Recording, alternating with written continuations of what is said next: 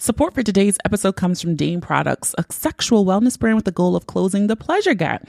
And I personally love all the versatility of their products. If it's a G-spot vibrator, you can be creative, use it on your nipple and use it on your clit. It's just so many options. And as a Boonie Breakdown listener, you can receive 10% off your purchase by using the code Boonie10. That's Boonie, all caps, 10. Details on how to purchase can be found in the show notes and on theboonieBreakdown.com.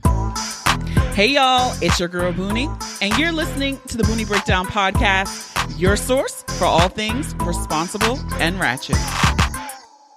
Welcome to this week's episode. I hope you've been enjoying season 13. I think we're 4 episodes in. We've had some great guests, and today's episode is no different. Our guests today are Ainsley Burrows and Laurielle Noel, the dynamic duo behind the Sweet Spot Burlesque. Okay. I had the pleasure of seeing this show before I had my conversation with Ainsley and Laurielle, and the show is good. This conversation is good. I think you'll be excited after listening to the show that you would want to go check out the Sweet Spot for yourself. But we talk about how they got started in this space, how they're using this art and this platform to break down barriers with sexuality and sensuality. And they also offer some tips on how couples can bring back the spice in their relationship, keep things alive. So you know what? You want to stick around for this spicy conversation. Right now, we're going to go ahead and hop into my pick of the week. You guys know what I've been loving, and I have it in so many colors. I am obsessed with the Fenty Beauty Velvet Icon lipsticks. It's the one that Rihanna debuted at the Super Bowl, the MVP. So I have that shade. I have HBIC. I got a few. And now I got some more, and they're incrementally different in shades, but they are different shades. I don't care what anyone says, but I'm obsessed. I recently wore the Wicked Wine, since now it's totally fall. So you know what goes with fall? Dark nails and dark lips. And so I was excited to do my dark lip era. So check out those Fenty Beauty. Go ahead and support another Black owned business, but they're great. You do have to do some tips because they do transfer easily. So you always wipe your little teeth because the lipstick probably will be on your teeth. But I saw a TikTok about how you can what you can do. Just Google it. Go on TikTok because that's like the new YouTube. But go on TikTok. There's a little tip on how to stop the transfer. But I just love these because they're not drying. And I just love the whipped texture when you put it on. And it's for it to still be a matte lip. They're great. So Boonie approved. Housekeeping. Come back later, please. Housekeeping. Not now. All right, we're going to do some feedback from episode 237, Cuddle Kink Touch with Jax, who is a pleasure facilitator and a professional cuddler. So in Talk to Boonie Tuesday on Instagram, I had asked, would you pay a cuddle specialist to cuddle or go to a cuddle event? And 31% of respondents said, oh my God, sign me up. And I honestly thought it would be a little higher, but me, myself, personally, as the folks say, I absolutely would go to a cuddle event. They sound kind of fun, and I think Jax does a really good twist on them. And like how we talked about in the episode, she does Saturday morning cartoons and cuddle events. So yeah, as soon as my schedule allows, I'm going to check out one of Jax's events. And if you have not checked out that episode, then I encourage you, after you listen to this one, head on back to last week's episode, Cuddle Kink Touch with Jax, and enjoy the episode. Also, we got to give a new shout out because you know what? There's a new member over in Patreon, gang. So we want to shout out our newest member, Latrice. Welcome to the Patreon. Welcome to the group chat. And we hope you stick around. So thank you, Latrice, for supporting the Boonie Breakdown.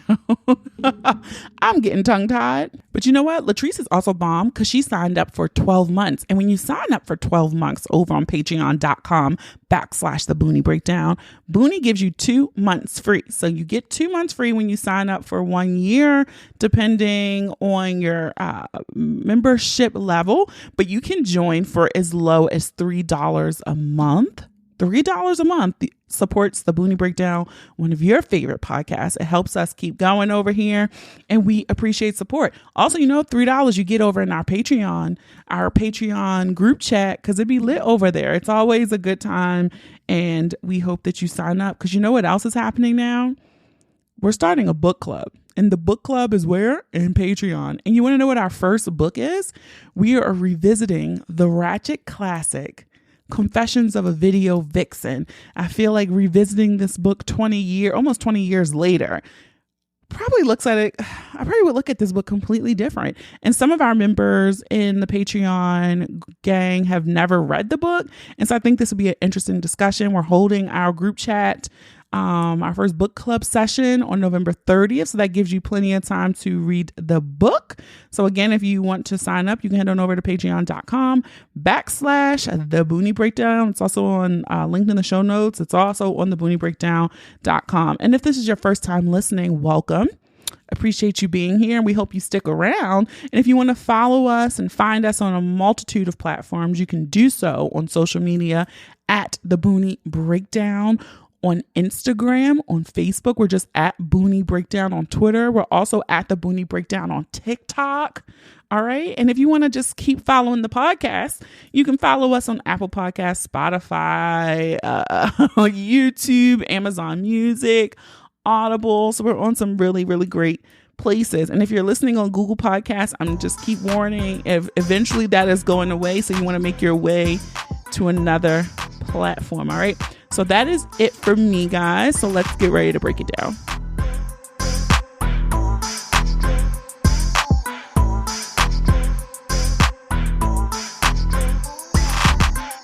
All right. Hey guys. So tonight I have a really good, amazing episode coming your way, because it's nice when you get to see the work of your guests before they come on. And so welcome Ainsley and Laurielle Burrows to the Boonie Breakdown. Hey, how you doing? Good. They're the dynamic duo behind the Sweet Spot Nation. And if you don't know what that is, we're going to get into it tonight. An amazing, I can't even describe the experience, but it is an all-Black burlesque variety show. So first question, how did you guys find yourself in this space and creating this dope show? It's a story. It started a long time ago. And well, the thing that started the original show was I put out this album, an album of poetry, because I'm a poet. That was all erotica and love poems. And I'm from the poetry community where they did a lot of political poems. So when I put the album out, a lot of people was like, "Oh, you're doing pussy poems now." Revolutionary anymore. And it was kind of like this, like I sold out. That's how they and so I was like, "Oh, I didn't know that." And I thought it was kind of weird that the people are supposed to be the most open-minded and were kind of like shying away from erotica and from that kind of work. So I just leaned all the way in. So I started this. So this is the crazy part. I started to do a all erotica show, and I named it Freak Nest. Okay. It was erotic poetry, mostly poetry, live painting, music, singing, and like modern dance, but more erotic movements. That's how the show started at New York Poets Cafe, 2006. Oh wow, that's a while ago. Yes. And that's I'm gonna say I was able to go see the show here in Baltimore on Sunday night. I am so happy you guys gave me the invitation, because I was trying to go to your show before in Baltimore, and I think I was out of town. And then the DC show, I think I had surgery earlier this year, and I'm like, I'm never going to make it. So when I got your publicist email, I was like, oh, yes, this is it. This is how we're going to do it. And I get to go. I don't know what I was expecting. I don't think I had any expectations, but the show really exceeded them. I purposely brought people with me from different spectrums of open-mindedness because I wanted to see what they felt about it as well. And one of my friends who I brought with me is the pre-show, right? So we had the young lady who was bound and she's sitting there. She's like, what did you bring me to? But when we left, she was like, that was really dope. Like, I'm glad I did that. That was a really good show. So for someone like me, who's at the other end of the spectrum where I'm just like, I was all in, she was kind of hesitant, but by the end she was on board. So I got my cherry popped at the Sweet Spot Nation. And what I loved about it too, because sometimes you have folks who create these things, but they're not involved in the show. And so Ainsley, you were the host. Laurielle, you performed, read some erotica. So it's always dope to see a couple in those spaces and navigating those spaces and running the business, right? Because you got to admit, it's a business as well. Oh, so you're the business mind. Yeah. Laurielle. Well, we both have the business mind, but Laurielle runs. But I do operational, operational work. Yeah. So how did you get it to like, was it 30 plus city tour? So like, I know it had to start somewhere, but how has it grown to this spot we are now? Right. You want to say? Sure. So when I joined the company in 2012, at the time, they were in 5 cities and doing the show just about every 3 months in 5 cities. And Ainsley and I had been seeing each other for over a year by the time I joined the company, almost. And we were living together, and I was like, so I told him, let's have a meeting. And I sat him down and I said, so I want to join the Sweet Spot and I want to run it. And I think that we could be in over 40 cities. And Ainsley said, my goal was just being 10 cities. I'm like, if I get to 10 cities, I'll be good. Laura was like, why not 45? I love it. Let her upgrade you. Yeah. And he was like, here you go. Let's go. And then we just joined forces and Ainsley does a lot of the bookings. Okay. Relationships the relationships were for some places was an entry point. In other ways, he had to just go cold calling. And then, I do all the scheduling. Just there's a ton of stuff that goes on behind the scenes. I love it. Yeah. Also about the show, before we get into like the show, the audience, I like to look at everything, right? And so first of all, I ran into somebody I know, which I think they were a little embarrassed. So that was interesting, one. But two, it was like all types of people, right? So white, black, you had younger folk, older folk. The LGBT community was there. And so I'm like, okay, this is a very diverse crowd. And especially in Baltimore, sometimes you don't get that mix all the time at events, right? It's either strictly black or it's mostly white, so it was nice to see a mix. Now, it definitely skewed female, like most events.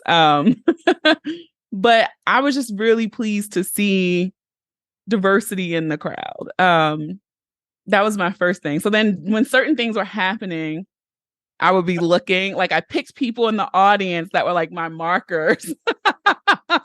And I'm like, oh, how's he reacting to that? But I will say it was 2 performers, and I'm going to save it.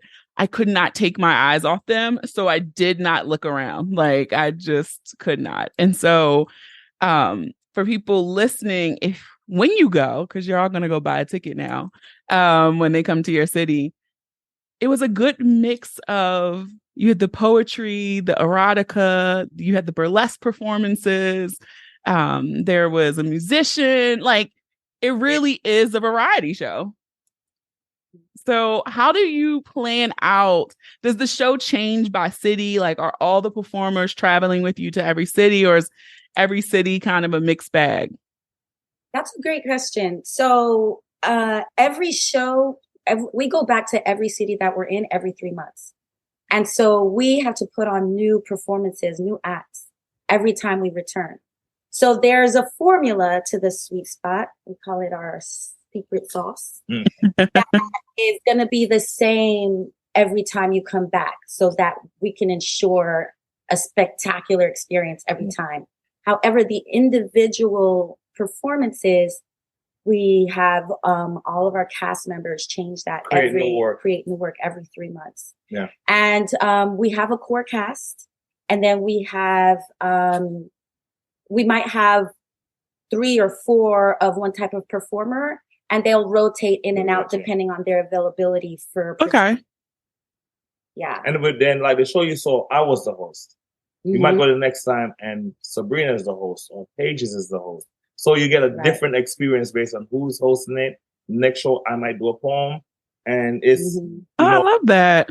Just reading might be 2 different dancers. It's always like this different combination of things. So by the time you see the show, you'll be like, I thought, and it's just a completely different show, but it's the same energy, same sexiness, same beautiful people, same audience. Our audiences, I don't know how we, I think over time it's mostly word of mouth. And you just never know who's going to show up, but it's always the open-minded people. Yeah. But your friend who you was like not as open-minded, I guarantee you, the next time you say, let's go to Sweet Spot, they're like, I think she would. Let's start, because you mentioned the experience, you mentioned sexiness and beautiful people, and that experience starts immediately. The ushers. You guys thought it through. I have shirtless, gorgeous men walking me to my seat. It was the gorgeous, I think Sabrina was her name. She actually took me to my seat, but then I was like, "Ooh," my friend's like, "Oh, look at them!" And like, so you get that experience before the show even starts. Getting to your seat, the pre-show. I was sitting there like, I brought the wrong people. I should have brought a man with me. I should have brought a boo thing. It was very sexy. It set the tone. It set the bar really high. So I was intrigued because I'm like, damn, this is just the pre-show? Like, what is the show going to be? He says that. I mean, really dope, really dope.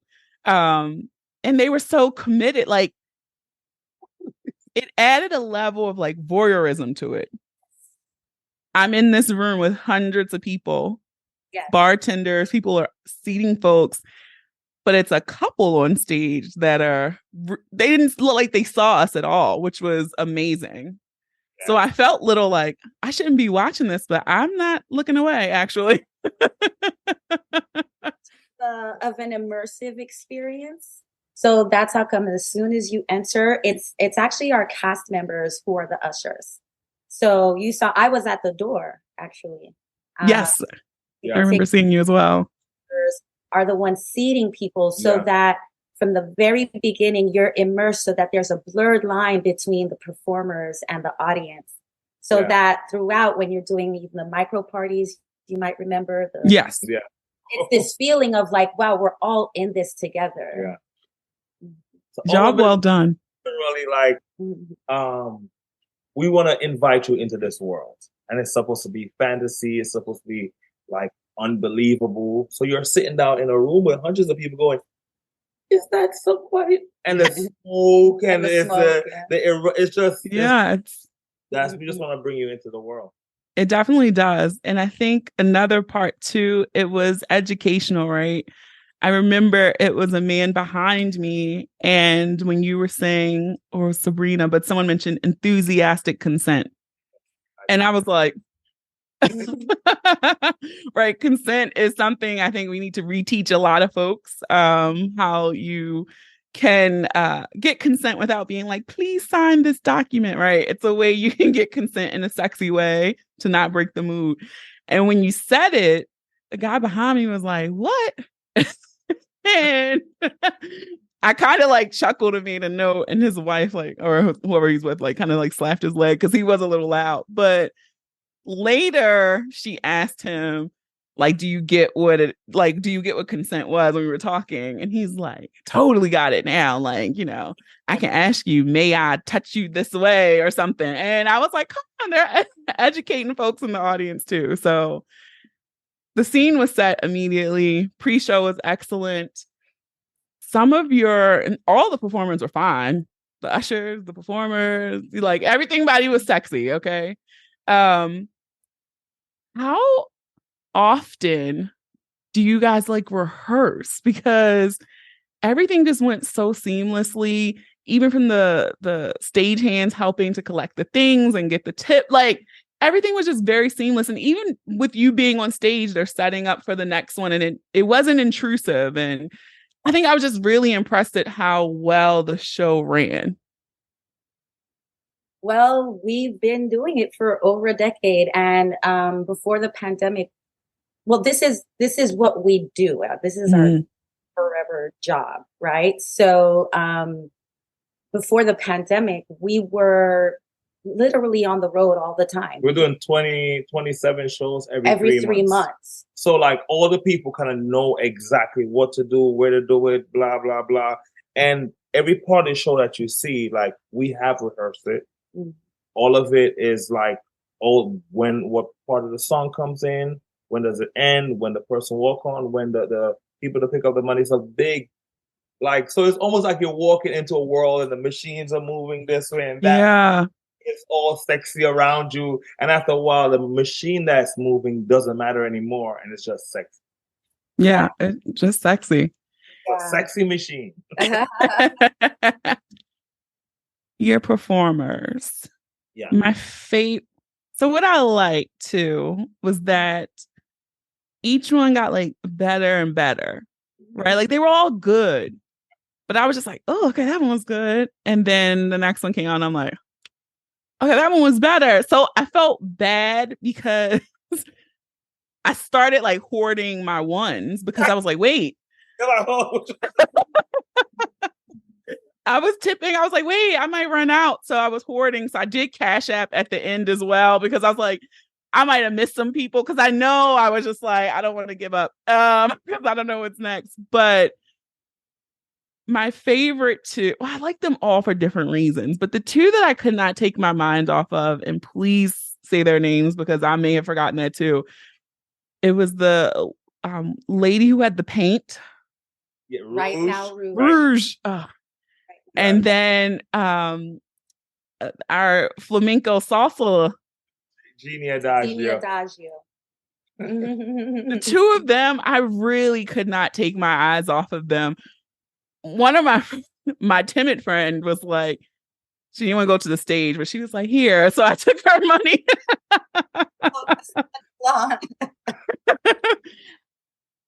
They were mesmerizing. Like, talk about commanding a room. During one of their performances, I shot out a "you up" text because I'm gonna be out of here soon, and I need to see somebody because it was you up? What? You up? I mean, they were excellent. I mean, they were really, really great. So, yeah. Now I'm gonna ask this a bad question. Do you guys have favorite performers, or do you have favorite performances, like sequences? Well, I don't know that we have favorite performers, but I do want to talk a little bit about the performers that you mentioned. Yeah.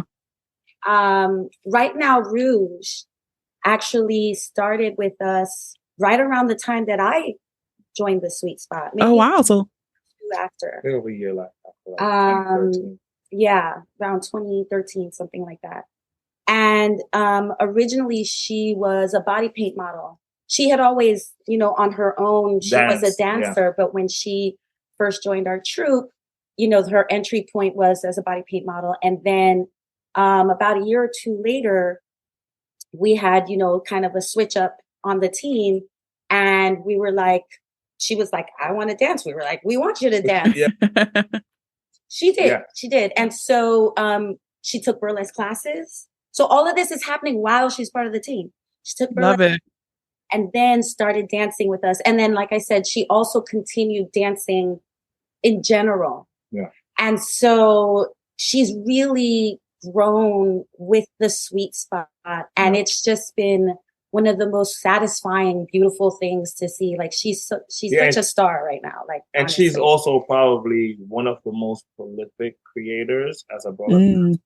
She has probably 17 acts, which most Wow. burlesque dancers don't have 10. Mm-hmm. She has 17 acts. Mm-hmm. Wow.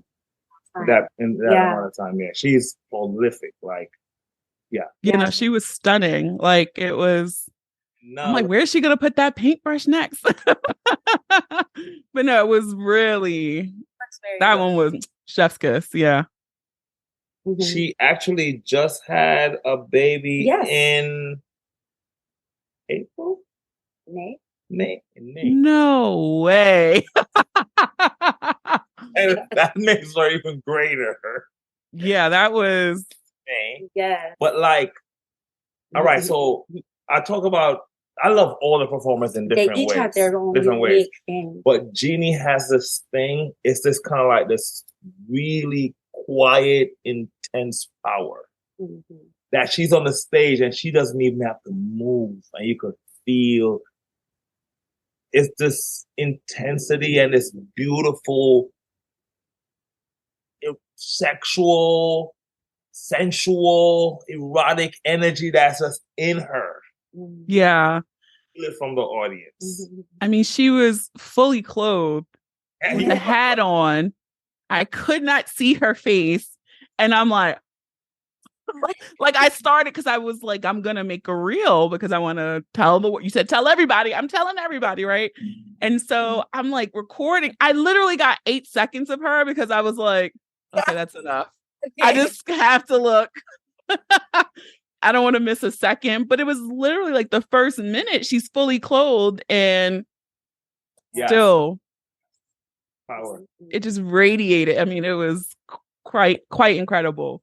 Another moment I loved, Mr. Hollywood. So I remember his name because he was the only male dancer. But what I loved in that moment was because there were some cis heterosexual men in there who were gonna be like, I don't want to see this.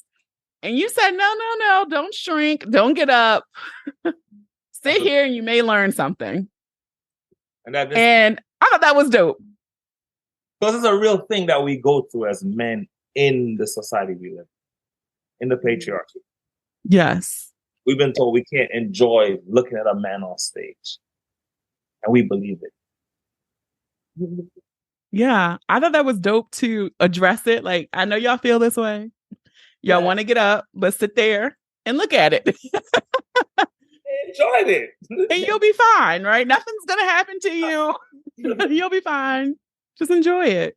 You're like, oh, this is great. I'm fine. I might have got supporters. I survived those 5 minutes. But no, I thought that was an important moment because to your point, the patriarchy, like, you know, what is it? Everybody says when they say something, pause or, you know, something stupid, right? But not one. And I looked because I had my markers. It was like an older Black gentleman I was looking at. And I wanted to see what they were going to do. And the one guy just put his arm around this girl. And he just sat there and watched. And I was like, good for him. Because I could see most men being like, no, I don't want to. I'm going to go to the bathroom. I'm going to go to the bar right now. But I thought that was important. It happened in the early days. And that's the reason why we started saying, hey, listen, I know what you're thinking. Mm-hmm. I'm a part of the patriarchy. I've been fed the same garbage. And I'm telling you that there is another way. It used to be very noticeable. Like the dudes would be like, yo. Like, it would be like you said, okay, guys, time for your bathroom break. That's what it looked like. Get up. Oh. We are here to celebrate humanity, sexuality, the human body. We're here to celebrate art. That's all it is. Mm-hmm. Enjoy it. It'll make you a better human being. Right. And not just women's bodies. You could be a man and enjoy a man's body also. This guy saw the show, he says, after the show, he comes to me and says, yo, man, this guy makes me want to go home and get in shape. I'm going to go home, I'm going to get in shape, I'm going to come back here and show you that I'm in shape. I love it because every man who didn't have a shirt on had 8-pack. I don't. That, you know what I'm saying? Like, however you get your motivation, sir. No, I did take note of that. And that was one of the things I did want to address. So when you created this, I know we talked about the story of how it came about, but did you envision this, like your audience being couples? Did you envision it just strictly Black women or just single women? Like, or are you shocked at your audience? Like, or is this exactly what you wanted? So it was never like I had no endpoint when I started it. All I know is what I wanted to create a space to have a conversation. And the first show we did was probably one of the biggest shows I ever did. Wow. A monthly show at the New York called Second Sundays. And we'll get about 120 people. We do the Sweet Spot, and at the time it was called Freak Nights. We get 250 people. And we'd only do it once a year. The next year we do it, it's 300 people. And the next year we do it, the same thing. And then at the time I was with somebody else, and they were like, why don't you do it quarterly? And I was like, oh, wow. People do, because I only did it in February originally. Okay. Erotic season. And then we started doing more often, and it's like it becomes this thing. And it literally just became this thing that is through moving through it, it became what it is. Yeah, it's definitely evolved a lot over the years. So there are so many, like, just even small micro things that happen by accident, but then we keep it in the secret sauce. Yeah. And like, so even the lap dances happened. It happened the first time when we were in Atlanta, and there's this guy next to his partner, and he's sitting like this, and his partner is enthusiastic and everything. He's like, stop the music, sir. I need you to blah, blah, blah, blah, blah, blah, blah. I was like, I need you to give your lady a lap dance. And he's like, okay. DJ, play a song. The DJ put a song, and he's like, oh, after the show, he's like, oh, we're going to start doing that for the audience. Love it. Yeah, the audience participation was great. Loved some of the games.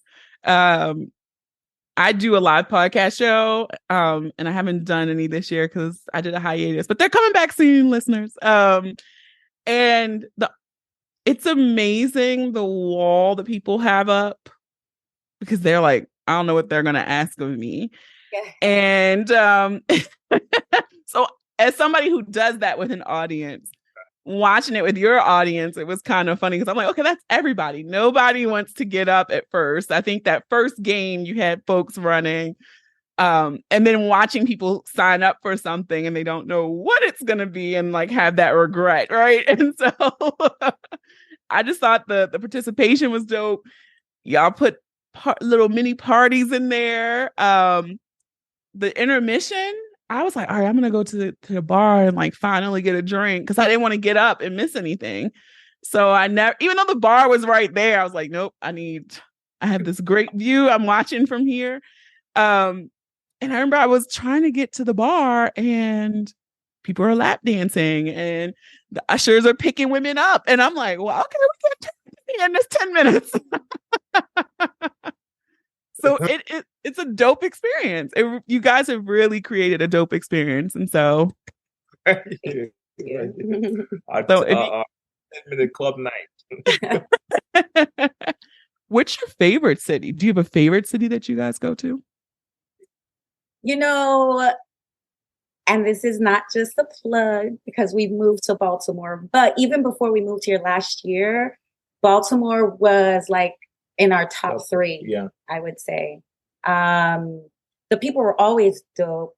And then the way that the venue is set up and feels, the vibe is just always really, really amazing in Baltimore. Like Atlanta. Okay, I can see Atlanta. But the venue wasn't the best. The venue wasn't the best before. Right now, the venue we have is perfect. Yeah. Then the people at the venue were great, but the venue itself didn't have all the like lights and all the gotcha. That's of the show. People might not think it does, right? But it matters. It matters. Yeah. It's we have some crazy shows in some cities. Okay, imagine doing this show, 9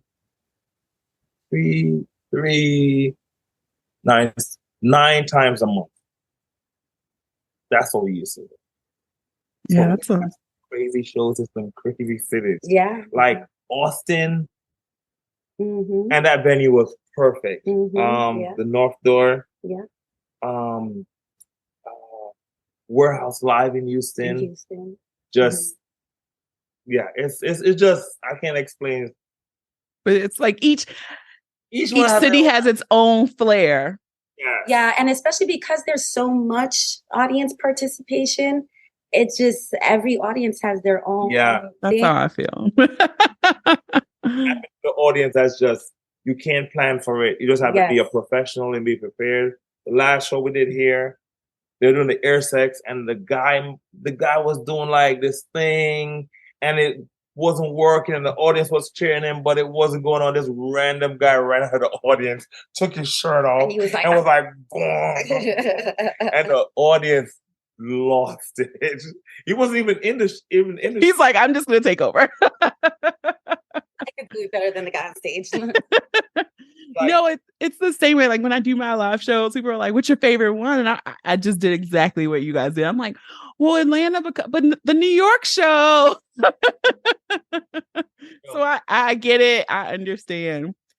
What's next for the Sweet Spot? Like I know we're still touring, but do you guys have any ideas for ways you want to expand or grow or do different things? Just curious. Well, go ahead. Oh my gosh. You know, if you say this gonna happen, We're very much in flux right now because since the pandemic, like things have changed. We have 6 shows in this tour. Whereas like we told you before, we used to do like 20 plus cities. Yeah. And that's okay. We're just kind of building in a different way. And one of the things that we're looking forward to is hopefully going international. Oh. Hopefully soon. We'll see. Yeah. South Africa was someone that we started opening conversation with. So we would love to do that. And Amazing. there's a lot of avenues right now that could really work for us. Whether it's TV, whether it's, just different kinds of products that can come out. I think a reality TV show for the Sweet Spot would be insane. To see that behind the scenes. Yeah. And then to see some of your performers. Yeah. Yeah. So we go to Atlanta, we go to Baltimore, we get the culture of the city, we meet the people of the city, we do the show, outtakes, blah, blah, blah, interviews, next episode, next city. Yeah. Look, all right, I want to see it on TV. Or we would also love like a residency, like a Vegas residency or a Broadway. Yeah. Like, How dope would that be for you guys to do a Vegas residency? Like, I just want Beyonce to come to the show. That's it. Look, speaking it'll happen. No, I think Vegas would be so dope to have, right? They have those Thunder Down Under and Magic Mike, but like this is so different and special that I think you could carve a nice niche. It'd be a great fit. Yeah, that would be really good. So I'm going to recommend this. The Sweet Spot Nation is #Boonie approved. Listening, I say go check it out when it comes to your city. Definitely a date night vibe. I mean, you could go with your girlfriends because I took my girlfriends, but next time I come, a boo thing or whatever is coming. Yeah, take all your girlfriends for the first time, and then all of you take your friends, your partners, your friends. the next time. That's my plan for my second venture into the Sweet Spot. And I think I would do a different city too, right? Because everyone is different. So if you could give one piece of advice to couples who want to keep it spicy, keep the intimacy going in their relationship, what would you say? Well, this is a little too easy for me. Okay. But I would say get you an erotic novel like the one that I read on stage and try something new with your partner. Read the erotic novel to your partner and just see where it takes you. One person's reading, the other one is listening.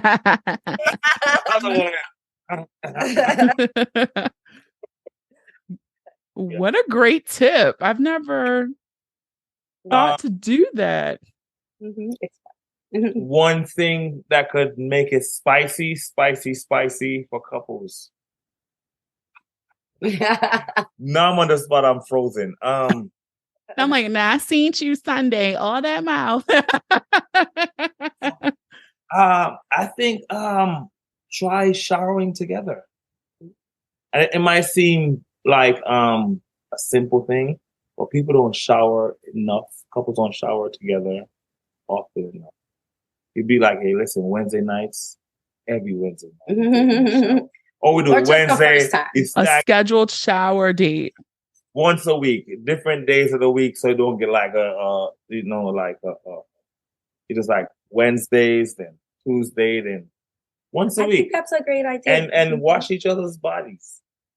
That's a great idea because it can be intimate, but it can also just be playful. Yeah. For a couple that, maybe their intimacy has been a little bit off recently, it's fun to start in a space that can start more playful. Yeah. And also a very vulnerable place. One other thing I think men should try is try to fold your partner's clothes. Tell me more. It is the most intimate because it's almost your experiencing your partner in a way that you rarely get to experience them. Like you're folding their clothes. And it's kind of a surreal, kind of cerebral type of intimacy. And just try it. just try it.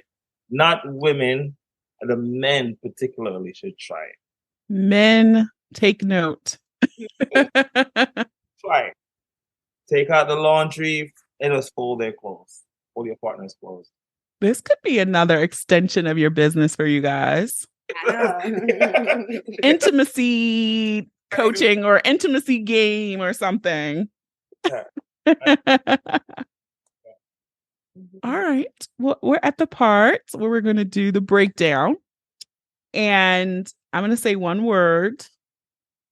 And you you have to say the first thing that comes to mind. It could be another word, a phrase, a sound, whatever. All right. First one is always Black women.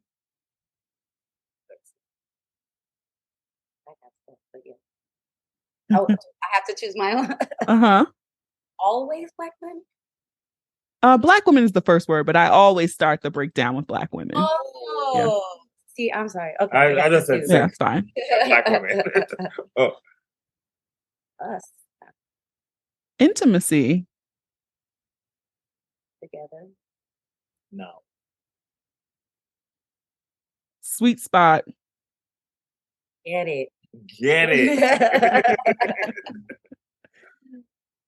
Movement. Sensuality.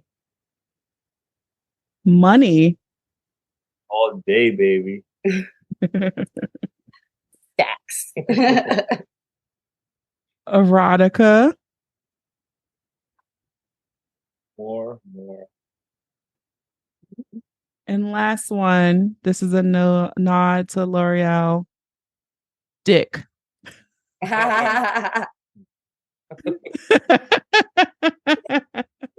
Balls.